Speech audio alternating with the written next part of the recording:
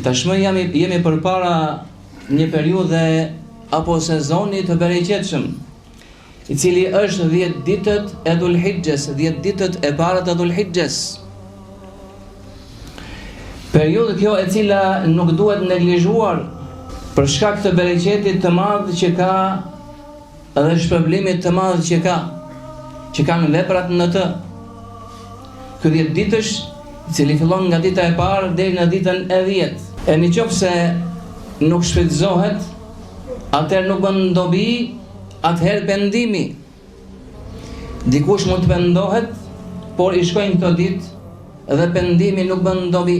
Ky sezon për të cilin apo 10 ditësh për të cilin kanë ardhur shumë hadithe të sakta, dhe në njërin prej tyre thot profeti alayhi salatu wassalam: "Ma min ayamin al-amalu as-salihu fihinna ahabbu ila Allah min hadhihi al-ashr."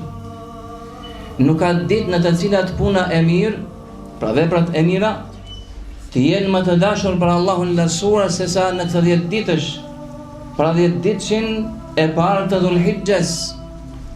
Këto 10 ditësh për të cilën Allahu Azza wa Jall betohet në Kur'anin Kerim: "Wal fajri wa layalin 'ashr." Pasha agimin dhe pasha 10 ditët. Dhe sikur se është komentuar nga selefët dhe dietarët, komentuesit e Kur'anit, bëhet fjalë për 10 ditëshin e parë të Dhulhijhes. Ky 10 ditësh, i cili fillon, pra pas pak ditësh, me kalendarin hënor, duke e parë pra se kur fillon muaji Dhulhijhe.